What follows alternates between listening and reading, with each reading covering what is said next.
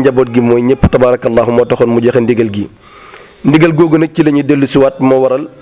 ñu ne le 20 janvier fii insha allahu rabbi ci stade Mbao ñu woote ne kaay leen wuyu ñu ne ci lan lañu wuyu ñu ne ci sunu boroom ci lan la ñu wuyu mooy jaamu yàlla ci lan la ñu wuyu ci ndigalu yonente bi sallallahu alayhi wa sallam ndax moo digalee Mawlana Sayyid Cheikh Ahmad Tidiane Chérif mu jox ko lii tabarakallah comme ni ko ñëpp xamee ñi wuyu si ko ñëw jaamu si yàlla hayla la ñuy def nga xam ne mooy hadratul jumaa tabarakallahu mu bokk ci l'imam Cheikh Seydi Hadji Malick wax ne tarixa bi wala taalibi Mawlana Sayyid Cheikh Ahmad Tidiane Chérif yi bu ñu amee lenn lu tax ñi ràññee ko wala bu ñu amee lenn lu tax mu différencier leen ak ñeneen ñi mooy ñaari mbalaan yi ñiy lal te mooy wasifa ak hadratul jumaa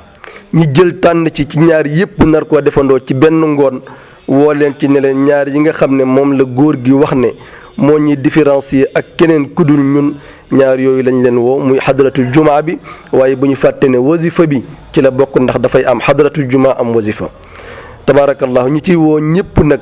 rawatina ñi nga xam ne ñooy sunu sëriñ te di sunuy buntu ci Mawlana Sayyid Cheikh Ahmad Tidiane Chérif te mooy njabootu maam Cheikh Seydi El Hadji Malick radiyallahu taala anhu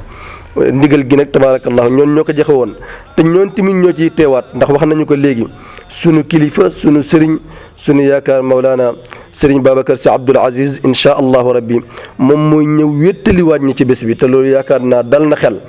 njabootu maam Cheikh Seydi El Hadji Malick toog ci mbalaanu hadratul jumaa gis seen kilifa njabootu maam Cheikh Seydi El Hadji Malick toog sëtam toog doomu Mawlana Cheikh Al Hadj Abdou Aziz Dabakh toog njabootu maam Cheikh Seydi El Hadji Malick yëpp toog loolu yaakaar naa dal na xel kon ñu ngi ciy woo sunu bopp waaye di ci woo jullit yëpp di ci woo mbooleem ñi nga xam ne ni njabootu Mawlana Seydi Cheikh Ahmad Tidiane Chérif lañu di ci woo waa Mbao di ci woo waa Dakar di ci woo képp koo xam ne da ngay wax ashhadu an la ilaha illa allah wa ashhadu anna muhammadan rasulullah wassalaamu aleykum wa rahmatullah. mbokk yi kon asalaamaaleykum ñu def ñaan ndax it jullit lépp lu muy dugg rek lam koy laytaaye mooy ñaan ndax yonent bi sallallahu alayhi wasallam moo ni ad-du'a silahul mu'min ngànnaay li gën a man te jullit war koo jëfandikoo mooy